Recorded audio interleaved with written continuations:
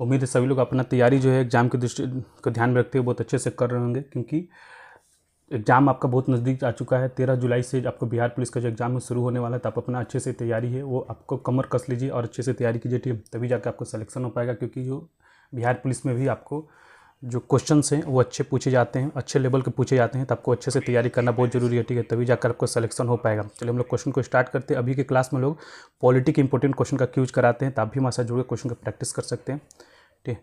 चलिए क्वेश्चन को स्टार्ट करते हैं। पहला देखिए क्वेश्चन क्या का, ऑलरेडी हम लोग कल के क्लास में आपको, ठीक, यह जो आपको क्लास है आपको उप प्रधानमंत्री, लोकसभा अध्यक्ष, विपक्ष नेता और महान्यायवादी से संबंधित इसमें आपको क्वेश्चन किए जाएंगे। कल के क्लास में ऑलरेडी हम लोग 1 से लेकर 61 से लेकर 68 तक क्वेश्चन का जो प्रैक्टिस है वो कल के क्लास में आपको कराया जा चुका है। आज के क्लास 1 से लेकर 68 तक, आज के क्लास में आपको 69 नंबर क्वेश्चन से स्टार्ट किया जाएगा और जहाँ तक ये आपको इसका पूरा जब तक समाप्त होगा तब तक क्वेश्चन का आंसर आपको कराया जाएगा, ठीक। हम लोग क्वेश्चन का आंसर विद फुल एक्सप्लेनेशन के साथ कराते हैं, जिससे आपका रिवीजन भी साथ साथ होते रहता है। चलिए पहला नंबर क्वेश्चन कह रहा है कि लोकसभा अध्यक्ष को उसके कार्यकाल के समाप्ति के पूर्व पद से हटाया जा सकता है। क्या आपको लोकसभा अध्यक्ष को उसके कार्यकाल के समाप्ति से पूर्व पद से हटाया जा सकता है? आंसर बताएं, ठीक है, क्या हटाया जा सकता है? ठीक, 69 नंबर क्वेश्चन, ठीक, तो यस, इसको यदि लोकसभा इस आशय का प्रस्ताव पारित कर दे तो अब इसको हटाया सकता है, तो ऑप्शन आपका 20 सही हो जाएगा। तो 69 का जो बी आंसर बता रहे हैं उनका सही। चलिए 17 नंबर क्वेश्चन का आंसर बताएं। करेक्ट, लोकसभा में वोटिंग के दौरान पहले चरण में कौन मत नहीं डाल सकता है?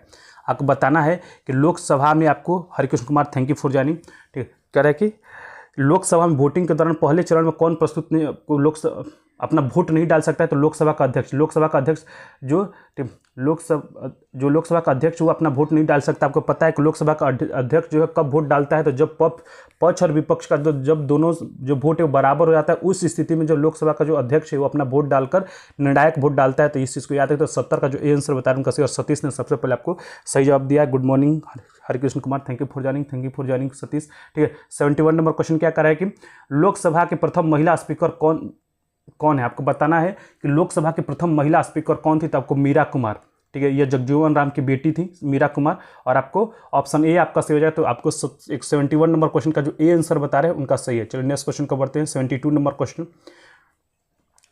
अभिषेक Raj thank you for joining, R K study thank you for joining. 72 number question का रहेगा संविधान का निम्न अनुच्छेद में से कौन एक अबंधित करता है कि मत बराबर होने की दिशा में लोकसभा के अध्यक्ष का मत निर्णायक होगा और वह उसका प्रयोग करेगा, ठीक। 72 नंबर क्वेश्चन आपको बताना है कि संविधान का निम्न अनुच्छेद में से कौन एक अवंधित करता है कि मत बराबर होने की दशा में लोकसभा का अध्यक्ष मत का निर्णय करेगा। यह उपयुक्त कौन से अनुच्छेद में किया गया है बताइए? तो यह जो अनुच्छेद आपको किया गया अनुच्छेद 100 में, किसमें किया गया? अनुच्छेद 100 में इसका व्यवस्था किया गया। तो ऑप्शन वर्णन किया गया, ऑप्शन आपका सी सही हो जाएगा। तो 72 का जो सी आंसर बता रहे हैं उनका सही है। Are K study thank you for joining, ठीक है। सृष्टि थैंक यू फॉर ज्वाइनिंग, ठीक है। तो 72 का जो सी आंसर बता रहे हैं उनका सही, और 72 का सबसे पहले आपको सी जवाब दिया है हरिकृष्ण कुमार ने। चलिए 73 नंबर क्वेश्चन क्या करेगा? लोकसभा की अध्यक्षता कौन करता है? लोकसभा की अध्यक्षता कौन करता है? तो लोकसभा की जो अध्यक्षता है यह आपको लोकसभा का स्पीकर करता है, ऑप्शन आपका ए सही हो जाएगा। और राज्यसभा का अध्यक्षता कौन करता है बताइए?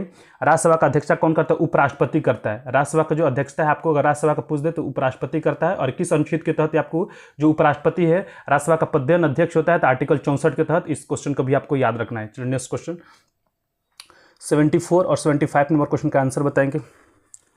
बिल्कुल 74 और 75 नंबर क्वेश्चन का आंसर बताएंगे। 74 नंबर क्वेश्चन में लोकसभा का अध्यक्ष होता है। लोकसभा का अध्यक्ष कौन होता है बताइए? लोकसभा का अध्यक्ष कौन होता है? 74 नंबर क्वेश्चन, तो जो लोकसभा का अध्यक्ष आपको पता है आपको लोकसभा के सदस्यों द्वारा मनोनीत होता है। लोकसभा के सदस्यों के द्वारा मनोनीत होता है, ठीक, सदस्यों के द्वारा यह मनोनीत होता है, चयनित होता है, चयनित होगा, मनोनीत नहीं होगा, ये चयनित होगा, ठीक है। तो ऑप्शन आपका डी सही हो जाएगा। तो 74 का जो डी आंसर बताया उनका नीतू कुमारी, थैंक यू फॉर ज्वाइनिंग। चलिए तो 74 का जो डी आंसर बता रहे हैं उनका सही, और आपको सबसे पहले सही जवाब दिया आर के स्टडी ने। चलिए 75 नंबर क्वेश्चन क्या करेगा? भारतीय संविधान के किस अनुच्छेद में यह उल्लेख किया गया है कि लोकसभा में एक अध्यक्ष और एक उपाध्यक्ष आवश्यक रूप से होना चाहिए? लोकसभा में एक अध्यक्ष और एक उपाध्यक्ष होंगे, यह किस अनुच्छेद में वर्णन किया गया है? तो यह आपको अनुच्छेद 93 में वर्णन किया गया। ऑप्शन आपका डी सी हो जाएगा। अभी हम लोग देखा है कि अनुच्छेद 100 में क्या वर्णन किया गया? तो अनुच्छेद 100 में जो वर्णन किया गया है कि जब लोकसभा में जब पक्ष और विपक्ष दोनों का जो मत बराबर हो जाएगा तो उस स्थिति में जो लोकसभा को जो स्पीकर है वो अपना मत डालेगा। यह वर्णन किस में किया गया? तो अनुच्छेद 100 में किया गया। तो 75 के जो डी आंसर बता रहे हैं उनका सही, और सबसे पहले आपको जवाब दिया है आर के स्टडी ने। चलिए 76 नंबर क्वेश्चन का आंसर बताएंगे। 76 नंबर क्वेश्चन का आंसर बताएं।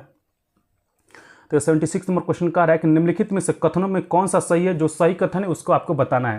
ठीक है, जो सही कथन उसको बताना है। तो लोकसभा अध्यक्ष संसद के दोनों सदनों के संयुक्त बैठक की अध्यक्षता करता है, ये बिल्कुल सही है, ऑप्शन आपका ए सही हो जाएगा। और इसका बुलाता कौन है, लोकसभा का संयुक्त सदन को, लोकसभा का संयुक्त अधिवेशन बुलाने के आपको अधिकार किसके पास है, तो राष्ट्रपति के पास है। ठीक है, राष्ट्रपति बुलाता है और किस अनुच्छेद के तहत इसको बुलाता है, तो ये आपको अनुच्छेद 108 के तहत, ठीक है, अनुच्छेद 108 के तहत आपको राष्ट्रपति बुलाता है।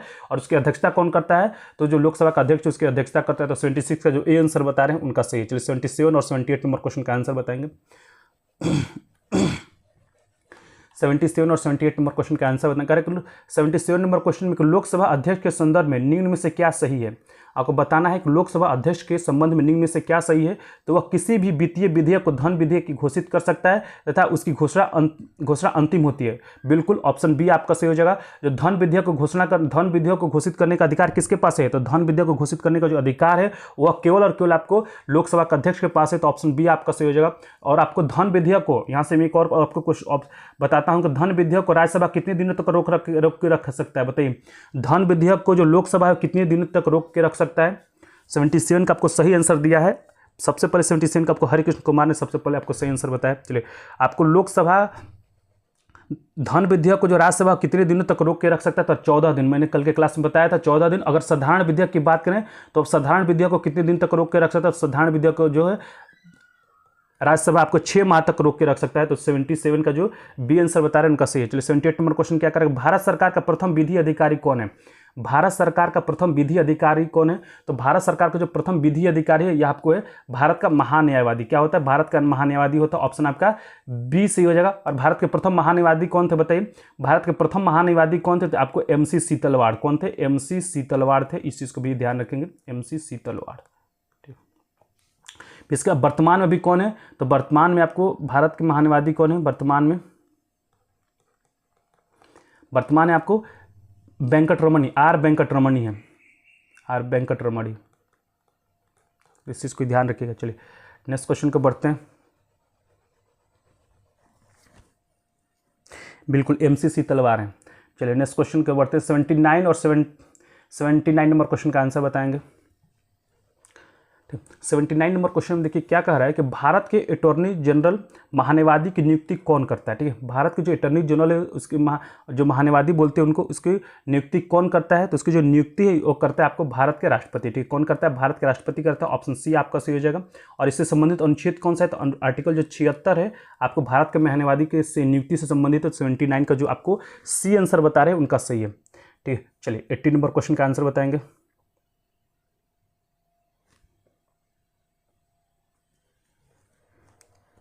80 नंबर क्वेश्चन का आंसर बताएं। कह रहा है 80 नंबर क्वेश्चन में कि भारत सरकार को कानूनी विषयों पर परामर्श कौन देता है। भारत सरकार को आपको कानूनी विषयों पर आपको परामर्श कौन देता है, सलाह कौन देता है। 80 नंबर क्वेश्चन का आंसर बताएं। तो आपको अटॉर्नी जनरल देता है। कौन देता है, भारत का महान्यायवादी देता है। 80 का ए आंसर सही हो जाएगा। और ये आप इसका नियुक्ति किस अनुच्छेद के तहत किया जाता है, अनुच्छेद 76 के तहत आपको इसका नियुक्ति कौन करता है, तो राष्ट्रपति करता है। इतना सारा पॉइंट इस क्वेश्चन से याद रखेंगे। 81 नंबर क्वेश्चन कह रहा है कि भारत सरकार को मुख्य विधि परामर्शदाता कौन है। आपको बताना है कि भारत सरकार का मुख्य विधि परामर्शदाता कौन है। ठीक है, चलिए 81 नंबर क्वेश्चन का आंसर बताएं। तो ये आपको हो जाएगा option D, attorney general of India. ठीक है, अटॉर्नी जनरल ऑफ इंडिया। महान्यायवादी को हम लोग इंग्लिश में क्या बोलते हैं, अटॉर्नी जनरल ऑफ इंडिया बोलते हैं। और वर्तमान में कौन है, तो आर वेंकटरमणी। ठीक है, आर वेंकटरमणी जो है आपको वर्तमान में वेंकटरमणी। और पहला कौन थे, तो पहला आपको MC सीतलवाड़, मैंने ऑलरेडी आपको बता चुका हूं। ठीक है, चलिए 81 का जो डी आंसर बताया उनका सही है। 82, 83 और 84 नंबर क्वेश्चन का आंसर बताएं। 82, 83 और आपको 84 नंबर क्वेश्चन का आंसर बताएं। चलिए 82 नंबर क्वेश्चन का है कि निम्नलिखित में से वह व्यक्ति कौन है जो संसद सदस्य नहीं होता है लेकिन जिसे संसद को संबोधित करने का अधिकार है। आपको बताना है कि निम्नलिखित में वह व्यक्ति कौन होता है जो संसद का सदस्य तो नहीं होता है लेकिन जिसे संसद को संबोधित करने का अधिकार है। तो ये आपको भारत के अटॉर्नी जनरल के पास इसका अधिकार है। तो ऑप्शन आपका ए सी हो जाएगा। तो 82 का जो ए आंसर बता रहे हैं उनका सी। और आपको आर.के. स्टडी ने सबसे पहले सही जवाब दिया है। ठीक है, 83 नंबर क्वेश्चन क्या रहेगा, संसद के प्रत्येक सदन की कार्यवाही में संसद का सदस्य न होते हुए भी कौन भाग ले सकता है। फिर वही क्वेश्चन है, उल्टा बस घुमाकर पूछा हुआ है आपसे कि संसद के प्रत्येक सदन की कार्यवाही में संसद का सदस्य न होते हुए भी कौन भाग ले सकता है। तो आपको भारत के जो महान्यायवादी है अटॉर्नी जनरल ऑफ इंडिया वो भाग ले सकते हैं। तो 79 का 83 का जो सी आंसर बता रहे हैं उनका सही है। चलिए 84 नंबर क्वेश्चन कर रहा है कि निम्नलिखित में से कौन लोकसभा की कार्यवाही में भाग तो ले सकता है किंतु मतदान नहीं कर सकता है। फिर से वही क्वेश्चन पूछ रहा है आपसे घुमाकर कर रहा है कि निम्नलिखित में से कौन जो है लोकसभा की कार्यवाही में भाग तो ले सकता है किंतु मतदान नहीं कर सकता है। तब भारत का जो अटॉर्नी जनरल है आपको मतदान नहीं कर सकता है, भाग ले सकता है सदन के कार्यवाही में लेकिन आपको मतदान नहीं कर सकता। तो 84 का जो ए आंसर बता रहे हैं उनका सही है। नेक्स्ट क्वेश्चन को बढ़ते 85 और 86 नंबर क्वेश्चन। 85 और 86 नंबर क्वेश्चन का आंसर बताएंगे। 85 नंबर क्वेश्चन में कह रहा है कि निम्नलिखित में से किसे संसद के दोनों सदनों में बोलने, अन्य कार्यवाही में सम्मिलित होने तथा किसी भी संसदीय कमेटी का सदस्य होने का अधिकार तो है परंतु उसे वोट देने का अधिकार नहीं है। यह किसके पास है बताइए। उसको वोट देने का अधिकार नहीं, अभी मैंने बताया कि वो आपको कार्यवाही में भाग तो ले सकता है, ठीक है, लेकिन वोट देने का अधिकार किसके पास नहीं है, तो आपको भारत के अटॉर्नी जनरल के पास नहीं है। तो ऑप्शन डी आपका सही हो जाएगा। ठीक है, अब भारत के अटॉर्नी जनरल का जो नियुक्ति है किसके द्वारा किया जाता है, ठीक है, तो राष्ट्रपति के द्वारा किया जाता है। और किस अनुच्छेद के तहत किया था, अनुच्छेद 76 के तहत किया था। इतना सारा पॉइंट इस क्वेश्चन से याद रखेंगे। चलिए 86 नंबर क्वेश्चन क्या कर रहा है कि क्या भारत का महान्यायवादी संसद की किसी भी सदन या उनकी समिति की बैठक में अपना वक्तव्य रख सकता है। बताइए 86 नंबर क्वेश्चन में बिल्कुल वो रख सकता है, ठीक है, बिल्कुल रख सकता है। ठीक है, मतदान नहीं कर सकता है लेकिन जो अपना वक्तव्य है, ठीक है, उसको संबोधित भी कर सकता है, वक्तव्य भी रख सकता है। तो 86 का जो ए आंसर बता रहे हैं उनका सही है। ठीक है, अपना वक्तव्य में से अपने मतों को जाहिर करना, तो मत को तो जाहिर जरूर कर सकता है, मतदान नहीं कर सकता है। ठीक है, अपने विचारों को तो जाहिर कर ही सकता है वो। चलिए 86 नंबर क्वेश्चन का जो ए आंसर बता रहे हैं उनका सही है। 87, 88 और 89 नंबर क्वेश्चन का आंसर बताएं। 87, 88 और 89 नंबर क्वेश्चन का आंसर बताएं। 87 नंबर क्वेश्चन का रहा है कि निम्नलिखित में से किसको हटाने का अधिकार संसद को नहीं है। ठीक है, निम्नलिखित में से किसको हटाने का जो अधिकार है संसद को नहीं है। तो आपको पता है कि भारत के महान्यायवादी की नियुक्ति कौन करता है, तो आर्टिकल 76 के तहत राष्ट्रपति करता है और उसको राष्ट्रपति ही हटा सकता है। तो यह आपको संसद के पास नहीं है। तो ऑप्शन भारत के महान्यायवादी, ठीक है, तो ऑप्शन डी आपका सही होता है। भारत के महान्यायवादी को हटाने का जो अधिकार है संसद के पास नहीं होता। ऑप्शन डी आपका सही होगा। ठीक है, चलिए नेक्स्ट क्वेश्चन 88 नंबर क्वेश्चन क्या कर रहा है कि भारत का महान्यायवादी कब तक पद धारण कर सकता है। ठीक है, भारत के जो महान्यायवादी है कब तक पद धारण कर सकता है, जब तक राष्ट्रपति चाहे, राष्ट्रपति के पश्चात पर्यंत तक वो आपको पद धारण कर सकता है। तो ऑप्शन सी आपका सही हो जाएगा। तो 88 का जो सी आंसर बता रहे हैं उनका सही है। चलिए 89 नंबर क्वेश्चन क्या कर रहा है कि भारत के महान्यायवादी के संबंध में निम्नलिखित में से कौन सा कथन सही नहीं है। जो कथन सही नहीं है, गलत है, उसके बारे में बताना है, जो गलत कथन अभी बताना है। ठीक है, चलिए 89 नंबर क्वेश्चन का आंसर बताएं। ठीक, तो आपको क्या कह रहा है कि उसे संसद की कार्यवाही में भाग लेते समय मतदान का अधिकार प्राप्त होता है। यह आपको गलत है। संसद की कार्यवाही में तो भाग ले सकता है लेकिन अब मैंने आपको क्या बताया को मतदान नहीं कर सकता है। तो 89 का जो डी आंसर बता रहे हैं उनका सही है। वो संसद की कार्यवाही में तो भाग ले सकता है लेकिन आपको मतदान नहीं कर सकता है। 89 का जो डी आंसर बता रहे हैं उनका सही है। सभी लोग क्लास को जरूर लाइक करेंगे, अपने ग्रुप में जरूर शेयर कीजिए। जो भी इंटरेस्टेड लोग हैं, जो आपको करंट अफेयर के क्वेश्चन का प्रैक्टिस करना चाहते हैं, वो हमारे साथ जुड़कर क्वेश्चन का प्रैक्टिस कर सकते हैं। चलिए 90 नंबर क्वेश्चन का आंसर बताएं।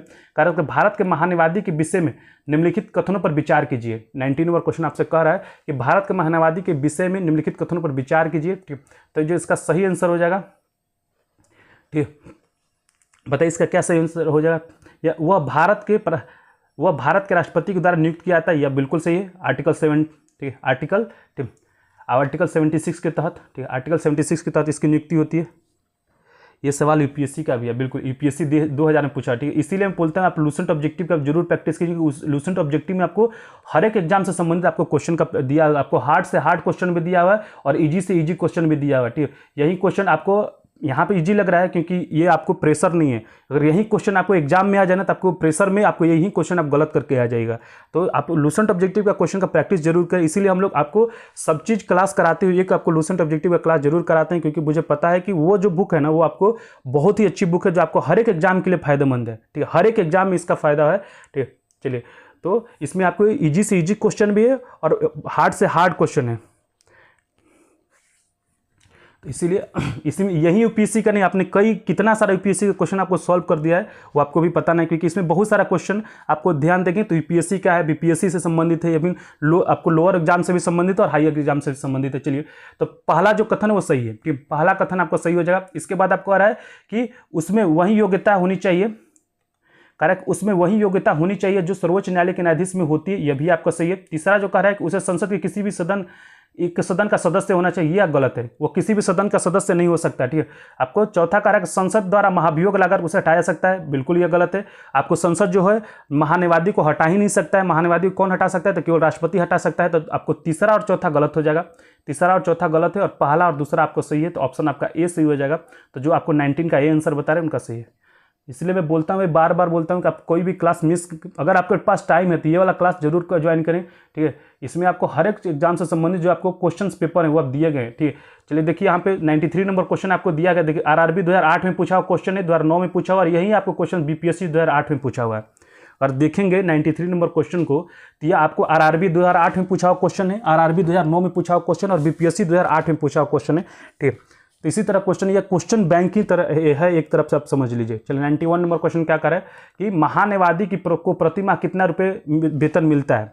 महान्यवादी को प्रति माह कितना रुपये वेतन मिलता है? तो ये आपको 2.5 लाख रुपये का इसको वेतन मिलता है। तो ऑप्शन आपका सी सही हो जाएगा, ठीक है। चलिए 91 का जो सी आंसर बता रहे हैं उनका सही, 2.5 लाख रुपए का इसको वेतन मिलता है, ठीक है। चलिए कह रहा है कि 92 नंबर क्वेश्चन में कि संविधान के किस अनुच्छेद के अंतर्गत राष्ट्रपति द्वारा भारत के महान्यवादी को नियुक्ति की जाती है। मैं कई बार आपको बता चुका हूं कि महान्यवादी, भारत के महान्यवादी की नियुक्ति कौन करता है? तो भारत के जो महान्यवादी की जो नियुक्ति आपको राष्ट्रपति करता है। और किस अनुच्छेद के अंतर्गत करता है? तो आर्टिकल 76। किसके अंतर्गत करता है? आर्टिकल 76 के अंतर्गत करता है। तो ऑप्शन सी आपका सही हो जाएगा। तो 92 का जो सी आंसर बता रहे हैं उनका सही है। चलिए नेक्स्ट क्वेश्चन 93 नंबर क्वेश्चन, यही जो मैं आपको बता रहा था कि यह आपको आरआरबी और बीपीएससी दोनों में एग्जाम में पूछा हुआ है, ठीक है। यह कह रहा है एक गैर सदस्य के रूप में संसद के किसी एक सदन की कार्यवाही में भाग ले सकता है, ठीक है। कौन जो है आपको एक गैर सदस्य के रूप में संसद किसी एक सदन में कार्यवाही में भाग ले सकता है? आपको तो भारत के महान्यवादी है, वो संसद के किसी भी सदन में आपको भाग ले सकता है। 93 का जो सी आंसर बता रहे उनका सही है। और आपको संसद का सदस्य भी नहीं होता है। 94 नंबर क्वेश्चन का आंसर बताएं, ठीक। चलिए 94 और 94, 95 और 96 नंबर क्वेश्चन। 94 नंबर क्वेश्चन का है कि निम्नलिखित में से किस पदाधिकारी को संसद के सदस्य नहीं होने पर भी उसे संबोधित करने का अधिकार है? आपको बताना है कि निम्नलिखित में से किस पदाधिकारी को संसद के सदस्य नहीं होने पर भी उसे संबोधित करने का अधिकार है। तो यह भारत के अटॉर्नी जनरल ऑफ इंडिया को है। तो ऑप्शन सी आपका सही हो जाएगा, ठीक। चलिए ऑप्शन सी आपका करेक्ट। 94 का जो सी आंसर बता रहे हैं उनका करेक्ट है। चलिए 95 नंबर क्वेश्चन का है कि निम्नलिखित में से कौन राष्ट्रपति के प्रसाद पर्यंत अपना पद ग्रहण करता है? ये भी बहुत ईजी क्वेश्चन है। मैं कई बार आपको इस क्वेश्चन को बता चुका हूँ कि निम्नलिखित में से कौन आपको राष्ट्रपति के प्रसाद पर्यंत अपना पद ग्रहण करता है? तो भारत के महान्यवादी, ठीक है। भारत के महान्यवादी करता है और इसको राष्ट्रपति ही हटा भी सकता है। संसद को बिल्कुल ये एक प्रकार का क्वेश्चन बैंक ही है। देखिए ये क्वेश्चन आपको जो 94 नंबर क्वेश्चन आपको एसएससी 2013 में पूछा हुआ क्वेश्चन है। फिर ये जो क्वेश्चन अभी 95 नंबर जो क्वेश्चन हम लोग बता रहे हैं आपको यूपीएससी 2016 में पूछा हुआ क्वेश्चन है। यूपीपीसीएस 2016 में ये पूछा हुआ क्वेश्चन है। तो ठीक है, तो भारत के महान्यवादी को नियुक्ति किस अनुच्छेद के तहत करता है राष्ट्रपति? आर्टिकल 76 के तहत करता है। और आपको इसको हटाने का भी अधिकार किसके पास है? तो इसको हटाने का भी जो अधिकार है आपको राष्ट्रपति के पास ही है। तो इसी को ध्यान रखें। तो 95 का जो डी आंसर बता रहे हैं उनका सही है।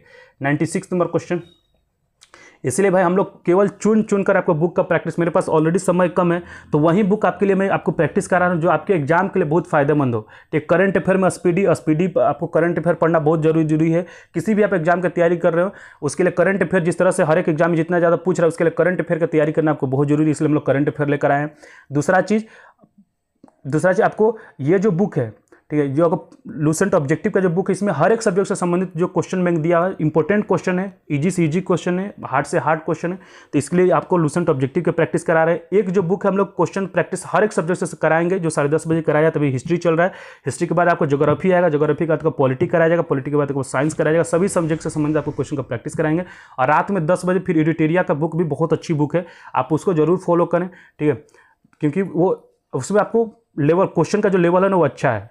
आपको एडिटोरिया का जो 7500 बुक है, तो ये सब हम लोग चुन कर बुक लाए हुए हैं आपके लिए, जो आपको एग्जाम के दृष्टिकोण से आपको बहुत आपके लिए फायदा होगा। ठीक, चलिए 96 नंबर क्वेश्चन करेगा, भारत का सर्वोच्च विधि अधिकारी कौन होता है? बहुत ईजी क्वेश्चन है। भारत का सर्वोच्च विधि अधिकारी कौन होता है? तो ये भारत के जो महान्यवादी होता है वो भारत का सर्वोच्च विधि अधिकारी होता है। 96 का जो ए आंसर बता रहे हैं उनका सही है। 97 नंबर क्वेश्चन क्या कर रहा है कि सदस्य न होते हुए निम्नलिखित में से कौन संसद के किसी भी सदन के कार्यवाही में हिस्सा ले सकता है, ठीक है, और मत देने का अधिकार के बिना, ठीक है। आपको कौन है? तो ये बहुत ईजी, कौन है? तो भारत का महान्यवादी है। ऑप्शन डी आपका सही हो जाएगा। 97 के जो डी आंसर बता रहे हैं उनका सही। चलिए नेक्स्ट क्वेश्चन को बढ़ते हैं।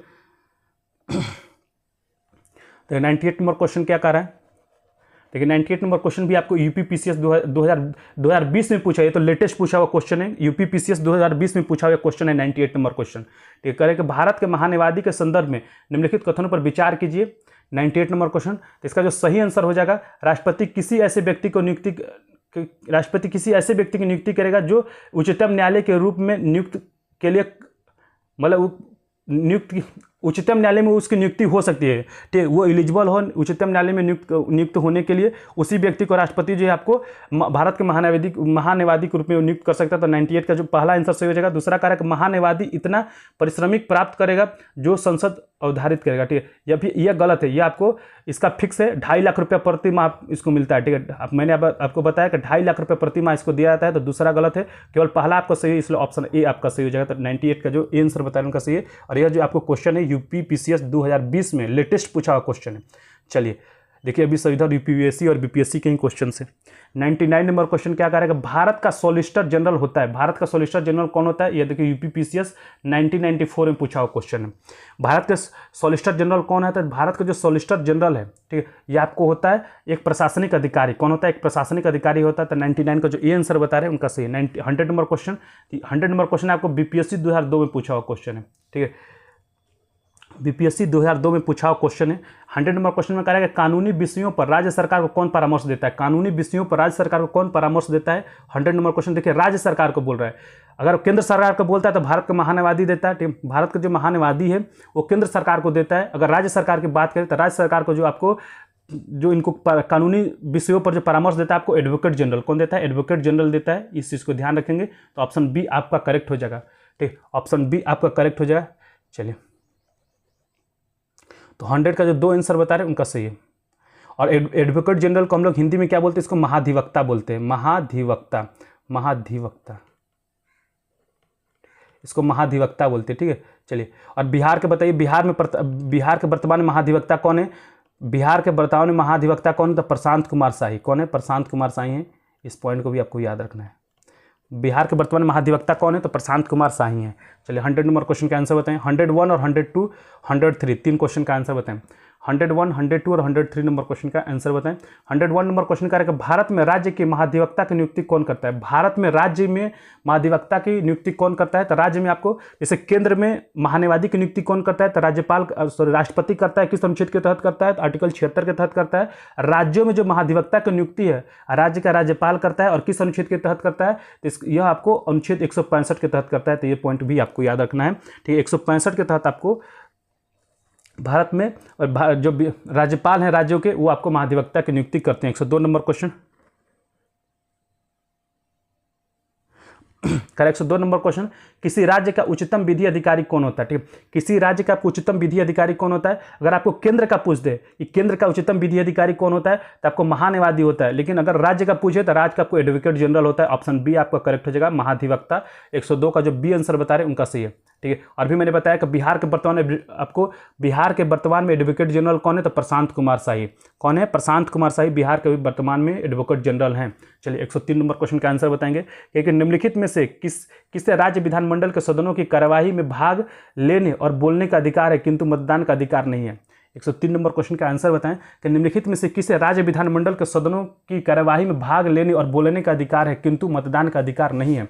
ये किसको है, तो ये आपको महाधिवक्ता को है। जैसे आपको महान्यायवादी है, आपको संसद के दोनों सदन में भाग तो ले सकता है, मत नहीं दे सकता है। ठीक है, तो ये चीज़ को ये आपको महाधिवक्ता पर भी लागू होता है राज्यों में कि महाधिवक्ता जो आपको सदन के जो विधानमंडल और विधानसभा, आपको विधान परिषद और आपको विधानमंडल दोनों सदनों में भाग तो ले सकता है, लेकिन वो आपको मत नहीं दे सकता है। ठीक है, 103 का जो आपको ए आंसर बता रहे हैं उनका सही। चलिए नेक्स्ट क्वेश्चन को बढ़ते हैं। 104 नंबर क्वेश्चन, 104 और 105 नंबर क्वेश्चन का आंसर बताएं। Sarvjeet Kumar, thank you for joining. हम लोग रेगुलर आपको क्वेश्चन का प्रैक्टिस कराते हैं सर्वजीत, आप ज्वाइन करके क्वेश्चन का प्रैक्टिस कर सकते हैं। ठीक है, चलिए 104 नंबर क्वेश्चन क्या कर रहा है। 104 नंबर क्वेश्चन क्या है, मुख्य सतर्कता आयुक्त की नियुक्ति कौन करता है। जो मुख्य सतर्कता आयुक्त है उसकी नियुक्ति कौन करता है, तो राष्ट्रपति करता है। ठीक, कौन करता है, राष्ट्रपति करता है। ऑप्शन आपका ए सही हो जाएगा। तो 104 का जो ए आंसर बता रहे हैं उनका सही है। बिल्कुल, जो काम आपको केंद्र में महान्यायवादी को होता है सेम वही काम, जो काम केंद्र में महान्यायवादी को होता है सेम वही काम आपको राज्यों में महाधिवक्ता को होता है। ठीक है, आपको, ठीक है, जो काम केंद्र में राष्ट्रपति का होता है वही काम आपको राज्यों में राज्यपाल का होता है, क्योंकि राज्यपाल भी आपको एक प्रतिनिधि होता है राष्ट्रपति का ही। चलिए 105 नंबर क्वेश्चन का रहा है कि निम्नलिखित कथनों पर विचार कीजिए और जो कथन सही है उसको आपको बताना है 105 नंबर क्वेश्चन में। ठीक, चलिए पहला कह रहा है कि भारत में राज्य के महाधिवक्ता की नियुक्ति भारत के राष्ट्रपति द्वारा संबंधित राज्य के राज्यपाल की अनुशंसा की जाती है। ये आपको गलत है कि भारत के, आपको 165 में क्लियरली ये लिखा गया है कि भारत के जो किसी भी राज्य के महाधिवक्ता की जो नियुक्ति है राज्यपाल द्वारा किया जाएगा, न कि राष्ट्रपति द्वारा किया जाएगा। ये आपको सीधे आपको आर्टिकल 165 में इसका वर्णन है। तो पहला तो आपको गलत हो गया। दूसरा देख लेते हैं, कह रहा है सिविल प्रक्रिया संहिता के उपबंधों के अनुसार राज्य स्तर पर उच्च न्यायालयों की मूल अपीलीय और सलाहकारी अधिकर्ता होती है। यह आपको गलत है, तो दूसरा भी गलत हो जाएगा। तो पहला और दूसरा दोनों गलत हो गया, इसलिए ऑप्शन डी आपका करेक्ट होगा। तो आप 105 का जो डी आंसर बता रहे हैं उनका सही है। ठीक है, चलिए 106 नंबर क्वेश्चन, 107 और 108 नंबर क्वेश्चन का आंसर बताएं। 106, 107 और 108 नंबर क्वेश्चन का आंसर बताएं। बिल्कुल, कह रहा है कि जिला कलेक्टर किस अधिकारी के अधीनस्थ कार्य करते हैं। जो जिला कलेक्टर होते हैं, जिला में जो कलेक्टर होते हैं वो किस अधीनस्थ अधिकारी के काम अंतर्गत काम करते हैं। तो आपको संभागायुक्त किसके अंतर्गत काम करते हैं, संभागायुक्त के अंतर्गत काम करते हैं। तो ऑप्शन आपका 106 का जो सी आंसर बता रहे हैं उनका सही है। 106 का जो सी आंसर बता रहे हैं उनका सही है। 107 नंबर क्वेश्चन करेगा, भारत सरकार का सर्वोच्च शासकीय अधिकारी कौन होता है। भारत सरकार के सर्वोच्च शासकीय अधिकारी कौन होता है। 107 नंबर क्वेश्चन का आंसर बताएं। तो आपको भारत के मंत्रिमंडल का जो सचिव होता है ये आपको होता है, ऑप्शन आपका सी सही हो जाएगा। तो आपको 107 का जो सी आंसर बता रहे हैं उनका सही है। ठीक, चलिए 108 नंबर क्वेश्चन क्या करेगा, भारत के नियंत्रक एवं लेखा परीक्षक अधिकतम कितने वर्षों के लिए अपने पद पर धारण कर सकते हैं। आपको बताना है कि भारत के जो नियंत्रक एवं लेखा परीक्षक हैं वो कितने वर्षों तक के लिए आपके पद पर धारण कर सकते हैं। तो इनका जो आपको योग्यता है, आपको या तो 6 वर्ष होगा, ठीक है, या तो 6 वर्ष उनका कार्यकाल हो जाए या 65 वर्ष, ठीक है, इससे ऊपर नहीं जाएंगे। ठीक, 65 वर्ष उनके ये जो आपको खत्म हो जाएगा या आपको 6 वर्ष हो जाए। तो ऑप्शन आपका सी सही हो जाएगा। तो ऑप्शन आपका 108 का जो सी आंसर बता रहे हैं उनका सही। और आपको भारत के नियंत्रक और मेलेखा परीक्षक, भारत के नियंत्रक और मेलेखा परीक्षक की नियुक्ति कौन करता है, राष्ट्रपति करता है। ठीक है, इसको भी याद रखेंगे। भारत के नियंत्रक और मेलेखा परीक्षक की जो नियुक्ति है वो कौन करता है, आपको राष्ट्रपति करता है। और किस अनुच्छेद के तहत करता है, तो अनुच्छेद 148 के तहत करता है। इसको भी याद रखेंगे। और वर्तमान में भारत के नियंत्रक और मेलेखा परीक्षक कौन है, तो संजय मूर्ति हैं। इनको भी याद रखिएगा। वर्तमान में कौन है, तो आपको संजय मूर्ति भारत के नियंत्रक और मेलेखा परीक्षक है। भारत के नियंत्रक और मेलेखा परीक्षक की जो नियुक्ति है किसके द्वारा किया जाता है, राष्ट्रपति के द्वारा किया जाता है। और आपको किस अनुच्छेद के तहत किया जाता है, तो अनुच्छेद 148 के तहत किया जाता है। और जो नियंत्रक और मेलेखा परीक्षक है, या तो उसका कार्यकाल 6 वर्ष हो जाए तब वो उसको पद से हटाया जा सकता है। ठीक है, और या आपको 65 वर्ष का उम्र उसका कंप्लीट हो जाए तब उसको पद से हटा किया जा सकता है। ठीक, तो 108 का जो आपको सी आंसर बता रहे हैं उनका सही। चलिए 109, 110 और 111 नंबर क्वेश्चन का आंसर बताएं। ठीक, 109, 110 और 111 नंबर क्वेश्चन का आंसर बताएं। 109 नंबर क्वेश्चन में कह रहा है कि भारत की समपरीक्षा और लेखा प्रणालियों का प्रधान कौन होता है। 109 नंबर क्वेश्चन में आपको बताना है कि भारत के समपरीक्षा और लेखा प्रणालियों का प्रधान कौन होता है। तो आपको भारत का नियंत्रक और लेखा परीक्षक होता है। तो ऑप्शन सी आपका सही हो जाएगा। तो 109 का जो सी आंसर बता रहे हैं उनका सही है। 110 नंबर क्वेश्चन क्या कह रहा है, केंद्र सरकार के व्यय को नियंत्रित करने के लिए शक्ति किसमें नहीं थे। ठीक, केंद्र सरकार के व्यय को नियंत्रित करने की शक्ति किसमें नहीं थी, तो यह आपको नियंत्रक और लेखा परीक्षक में नहीं थे। तो ऑप्शन आपका सी सही हो जाएगा। ठीक, ऑप्शन सी आपका सही। तो 110 का जो सी आंसर बता रहे हैं उनका सही है। चलिए 111 नंबर क्वेश्चन क्या कह रहा है कि निम्नलिखित में से वो कौन सा अधिकारी है जो भारत सरकार के वित्तीय लेन देनों में लेखाकरण के लिए जिम्मेदार होता है। 111 नंबर क्वेश्चन कह रहा है कि निम्नलिखित में से कौन सा अधिकारी है जो भारत सरकार के वित्तीय लेन देनों में लेखाकरण के लिए जिम्मेदार होता है। ठीक, तो ये आपको होता है नियंत्रक और मेलेखा परीक्षक। ठीक, कौन होता है, नियंत्रक और मेलेखा जो परीक्षक है वो आपको जिम्मेदार होता है। ऑप्शन 111 का जो बी आंसर बता रहे हैं उनका सही है। चलिए नेक्स्ट क्वेश्चन को बढ़ते 112, 113 नंबर क्वेश्चन। 112 और 113 नंबर क्वेश्चन का आंसर बताएं। 112 नंबर क्वेश्चन कह रहा है कि भारत का नियंत्रक और मेलेखा परीक्षक CAG किसके लिए मुख्य लेखाकार तथा लेखा परीक्षक के रूप में काम करता है, बताइए। वैसे लोग क्लास को जरूर लाइक करेंगे, अपने अपने ग्रुप में जरूर शेयर कीजिएगा। आपको पता है कि 10:30 बजे से हम लोग आपको बिहार के मध्यकालीन इतिहास से संबंधित क्वेश्चन का प्रैक्टिस करा रहे हैं। ऑलरेडी हम लोग एक क्लास करवा चुके हैं। आज के क्लास में आपको भारत के मध्यकालीन इतिहास से संबंधित क्वेश्चन का आपको पूरा कंप्लीट करा दिया जाएगा। तो आप सभी प्लीज़ उस क्लास में भी जुड़िए ताकि आप अधिक से अधिक क्वेश्चन का प्रैक्टिस कर सकें। हम लोग जो सिलसिलेवार ढंग से आपके लिए लाए हैं, पहले आपको आधुनिक भारत के संबंधित क्वेश्चन का प्रैक्टिस कराएगा, फिर आपको बिहार के आधुनिक इतिहास से संबंधित क्वेश्चन का प्रैक्टिस कराया गया। फिर आपको भारत के मध्यकालीन इतिहास से संबंधित क्वेश्चन का प्रैक्टिस कराया गया। फिर आपको अभी हम लोग चला रहे हैं बिहार के मध्यकालीन इतिहास। इसके बाद हम लोग आपको भारत का प्राचीन इतिहास से संबंधित क्वेश्चन का प्रैक्टिस कराएंगे। फिर इसके बाद बिहार, आपको भारत बिहार दोनों आपको संबंधित रिलेट करते हुए चलेंगे, ताकि अधिक से अधिक आपको समझ में आए और चीज़ें आपको अधिक देर तक आपको अच्छे से याद हो सके। ठीक है, चलिए 112 नंबर क्वेश्चन कह रहा है कि भारत के नियंत्रक एवं लेखा परीक्षक किसके लिए मुख्य लेखाकार तथा लेखा परीक्षक के रूप में काम करता है। ठीक, बताइए किसके लिए काम करता है। CAG, तो आपको संघ और राज्य सरकार के लिए काम करता है, तो आपको ऑप्शन सी आपका सही हो जाएगा। तो आपको 112 का जो आपको सी आंसर बता रहे हैं उनका सही है। 113 नंबर क्वेश्चन का आंसर बताएंगे कि लेखा परीक्षण का मुख्य उद्देश्य किसके व्यय पर नियंत्रण करना होता है।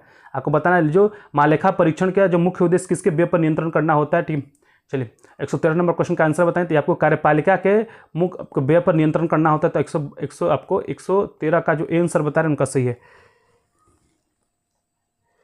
सबका प्लेलिस्ट है भाई, सबका प्लेलिस्ट है, किसी एक चीज़ का भी आपको जाकर एक बार चेक तो कीजिए। एक चीज़ ऐसा नहीं है जिसका प्लेलिस्ट ना बना हो। ठीक है, 114 नंबर क्वेश्चन का आंसर बताएंगे। 114, 115 और 116 नंबर क्वेश्चन। 114 नंबर क्वेश्चन का रहा है ये भारत के केंद्रीय स्तर पर लेखांकन तथा लेखा परीक्षण किसके अधिकार क्षेत्र में आता है। ठीक है, भारत के केंद्रीय स्तर पर लेखांकन तथा लेखा परीक्षण किसके अधिकार क्षेत्र में आता है। 114 नंबर क्वेश्चन का आंसर बताएं। तो ये आपको आता है नियंत्रक में लेखा परीक्षक के अधिकार में आता है। ऑप्शन आपका ए सही हो जाएगा। ठीक, ऑप्शन ए आपका सही हो जाएगा। और इसकी नियुक्ति किसके द्वारा किया जाता है। ठीक, इसकी नियुक्ति किसके द्वारा किया जाता है। तो नियंत्रक में लेखा परीक्षक की जो नियुक्ति आपको राष्ट्रपति के द्वारा किया जाता है। इस चीज़ को ठीक मैं बार बार इसलिए बोलता हूं कि जो आपको बार बार याद कीजिएगा ना, तो आपको भूलने की जो समस्या है ना वो कम हो जाएगी। ठीक है, आप भूलिएगा नहीं, बार बार किसी चीज़ को आपको बोलते रहिए, उसको याद करते रहिए, तो आपको भूलिएगा नहीं। इसीलिए मैं हर एक फैक्ट को आपको एक क्लास में, जबकि आपको अगर बार बार आता है तो बार बार ही बताने का मैं प्रयास करता हूँ, ताकि आपको भूलने का जो समस्या है वो कम हो जाए। क्योंकि बहुत सारे लोगों को जो प्रॉब्लम होता है, एग्जाम में जाने के बाद उनको कन्फ्यूजन होना स्टार्ट हो जाता है, भूलना स्टार्ट कर देते हैं। तो ये जो आपको अभी अपना भी अगर ओवरकम करना है, कम करना है, तो जो चीज़ें आपको पढ़ रहे हैं उसको बार बार बोलने का प्रयास कीजिए, उसको फैक्ट आपको बताने का प्रयास कीजिए। चलिए 116 नंबर क्वेश्चन का है कि भारत के नियंत्रक तथा महालेखा परीक्षक की नियुक्ति कौन करता है। अभी मैंने बताया कौन करता है, राष्ट्रपति करता है। ऑप्शन आपका सी सही हो जाएगा। और किस अनुच्छेद के तहत किया था, तो अनुच्छेद 148 के तहत किया था। इस चीज़ को भी याद रखेंगे। तो 115 का जो सी आंसर बता रहे हैं उनका सही है। 116 नंबर क्वेश्चन, निम्नलिखित में से किसके द्वारा भारत के नियंत्रक एवं लेखा परीक्षक के पद का सृजन किया गया था। निम्नलिखित में से किसके द्वारा भारत के नियंत्रक एवं लेखा परीक्षक के पद का सृजन किया गया था, बताइए। 116 नंबर क्वेश्चन का आंसर बताएं। तो ये आपको संविधान के द्वारा किया गया था। और संविधान के किस अनुच्छेद में इसका वर्णन है, तो अनुच्छेद आपको 148 में इसके पद का उल्लेख है। तो इस चीज़ को भी ध्यान रखेंगे। ऑप्शन बी आपका करेक्ट हो जाएगा। तो जो 116 का जो बी आंसर बता रहे हैं उनका सही है। चलिए 117 नंबर क्वेश्चन का आंसर बताएं।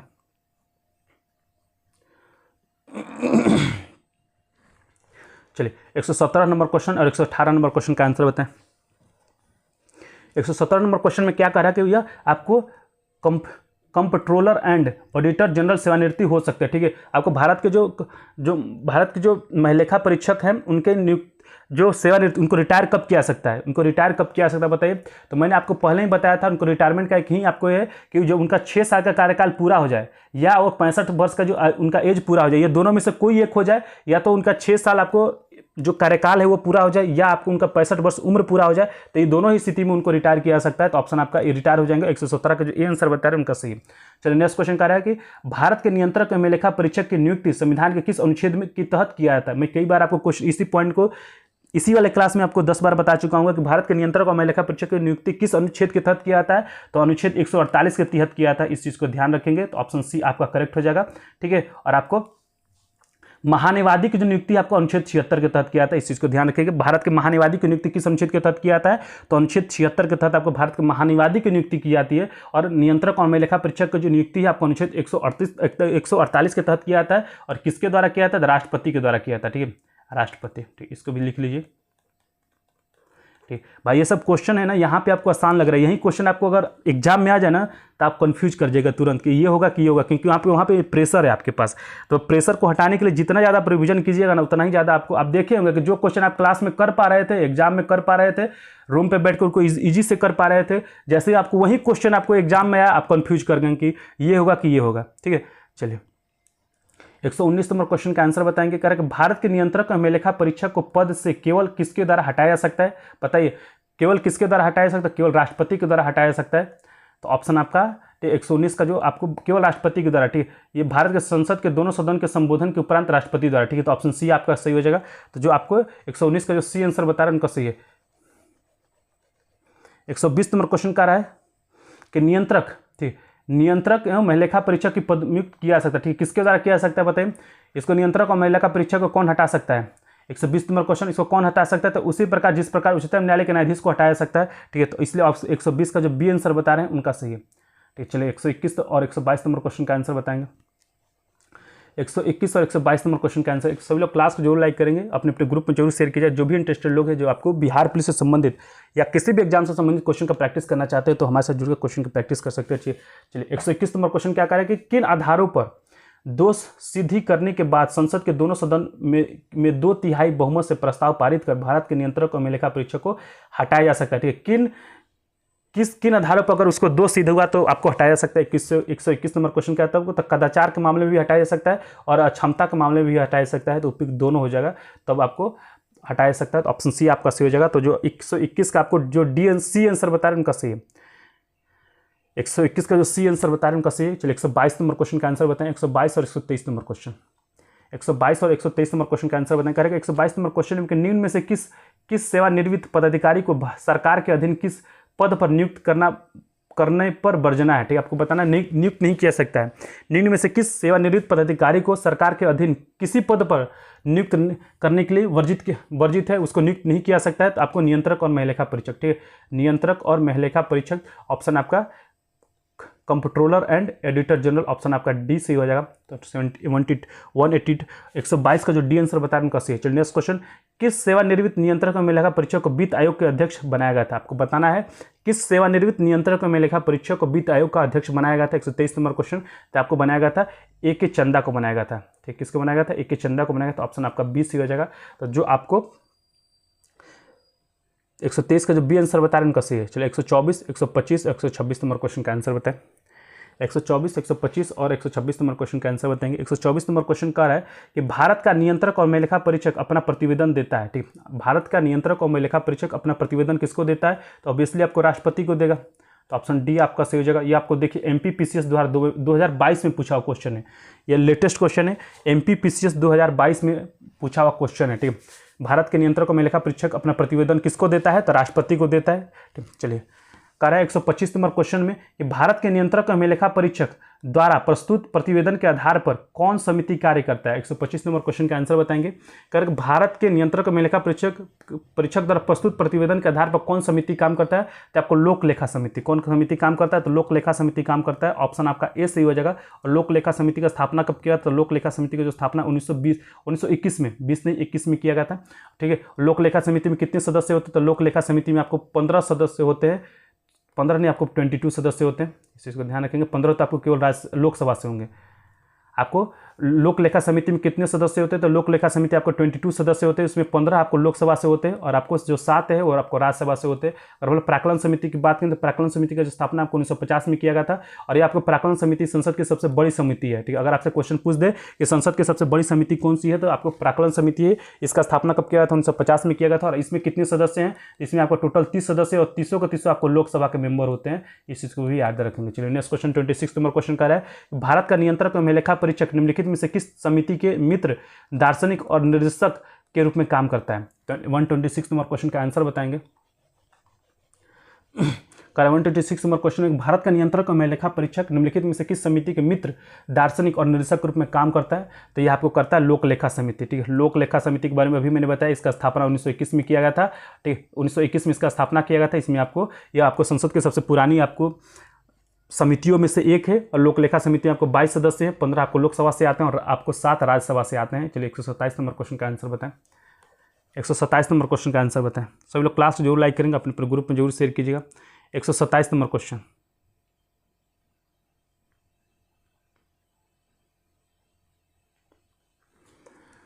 चलिए 127 नंबर क्वेश्चन क्या करेगा, भारत के नियंत्रक और महिलेखा परीक्षक CAG के संबंध में निम्नलिखित कथनों में से कौन सा सही है। 127 नंबर क्वेश्चन आपको बताना है कि भारत के नियंत्रक और महिलेखा परीक्षक CAG के संबंध में निम्नलिखित कथनों में से कौन सा सही है। 127 नंबर क्वेश्चन, ठीक है। तो पहला कह रहा है कि CAG लोक लेखा समिति के बैठकों में भाग ले सकता है। सीएजी जो है आपको लोक लेखा समिति के बैठकों में भाग ले सकता है, ये बिल्कुल सही है। दूसरा कह रहा था सीएजी लोकसभा तथा राज्यसभा के बैठकों में भाग ले सकता है, ठीक है, नहीं, सीएजी जो है लोक लेखा समिति के बैठकों में भाग ले सकता है, ये आपको दोनों बैठकों में भाग नहीं ले सकता है, तो आपको ये गलत हो जाएगा, कथन 2 आपको गलत हो जाएगा। और आपको ये आपको लोक लेखा आपको जो सीएजी या लोकसभा और राज्यसभा में बैठकों में भाग ले सकता है, लेकिन किस आमंत्रित करने पे, ठीक है, ऐसे भाग नहीं ले सकता है। अगर बुलाया जाए तभी ये आ सकता है। सीएजी की आधारिता संघ सरकार के शक्तियों के साथ सविस्तृत है, यह भी आपको गलत है। तो केवल आपको कथन 1 आपका सही हो जाएगा, ऑप्शन ए आपका करेक्ट हो जाएगा, ठीक है। जो 127 का जो ए आंसर बता रहे हैं उनका सही है। ये आपको एनडीए 2018 में पूछा हुआ क्वेश्चन है, ठीक है, एनडीए 2018 में आपको क्वेश्चन पूछा गया था। चलिए नेक्स्ट क्वेश्चन को बढ़ते हैं। 128 नंबर क्वेश्चन का आंसर बताएंगे। 128, 129 और 130 नंबर क्वेश्चन का आंसर बताएंगे।